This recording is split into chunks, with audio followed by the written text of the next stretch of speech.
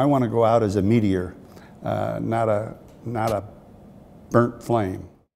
Governor Butch Otter, in our final sit-down interview before he leaves office at the end of the year, talks about the past, the present, and the future for him and the state that he has led for the past 12 years.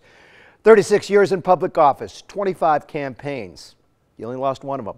13 years as lieutenant governor, 6 years as U.S. congressman, 12 years as Idaho governor. Historians will find it most difficult not to put Butch Otter among the state's all-time most prominent and influential politicians. But as he prepares to leave office, don't think for a minute that you've seen the last of this Idaho icon. I began our hour-long final in-office television one-on-one interview by asking the 76-year-old Idaho native if the rocking chair on the front porch is where we'll see him next. That isn't going to happen. It's not? That isn't going to happen. No, I'll tell you, I've got pretty good genes. My mother died 2 years ago at 101. And she was active right up until about 4 days before she passed.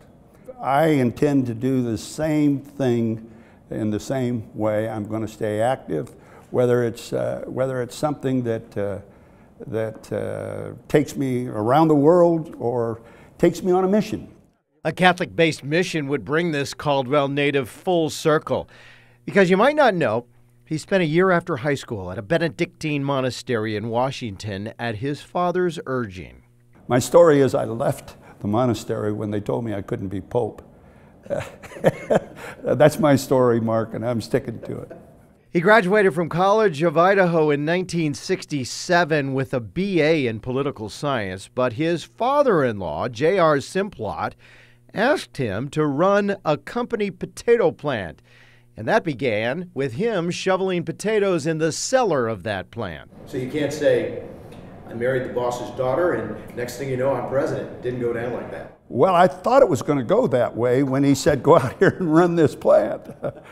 Running the potato plant would eventually turn into running Simplot International, a job that would take him to over 80 countries, helping to grow the Idaho company to one of the nation's largest food companies. His political career would start in 1972 when he won a seat in the state legislature from Canyon County, and he was hooked. He became lieutenant governor in 1987 and served under 3 different governors for 14 years before leaving to take a congressional seat in Washington, D.C., a job that he nearly left after his very first term. You got to remember, I'm coming out of the business world where I say an idea at lunch, company policy at 1 o'clock. But it doesn't work that way in politics, and I lack the patience. He would close out his 3rd term in Congress and walked into the governor's office and went on to become the longest-serving incumbent governor in the United States with 12 years of service. But it wasn't always smooth sailing. Remember, when I came in, the unemployment rate in Idaho was 2.9%. 3 years later, it was 9.2%. The economy had fallen out. We had 100,000 people in Idaho out of work. And so we needed to do some real strategic moves. The recession took its toll in Idaho with deep cuts, and it hit all corners of the state: commerce, education, transportation. His slogan was, "Focus on the necessary, not the nice." And many thought that meant the end of the funding for state parks, as was the case in neighboring states at the time. But Governor Otter is quick to point out they didn't do that here because of the pioneer spirit of communities that came to the rescue. And those communities responded. And they said, all right, the Boy Scouts, the Girl Scouts, the 4-H, the FFA, we're going to go out, help paint the fences, and we're going to do this, and we're going to do that. And we never shut down a park. The following years, he helped engineer Idaho's recovery, which is back to the numbers he had when he first took office 12 years ago. Idaho is the fastest growing state in the West, one of the fastest in the country.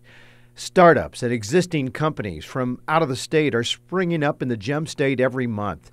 But even though he feels good about the house keys that he's turning over to the new resident, he doesn't believe things are on autopilot. There's a lot to be done.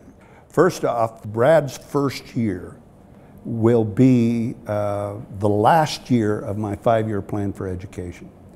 And I have to tell you, I had a lot of great friends that helped me put that 5-year plan together.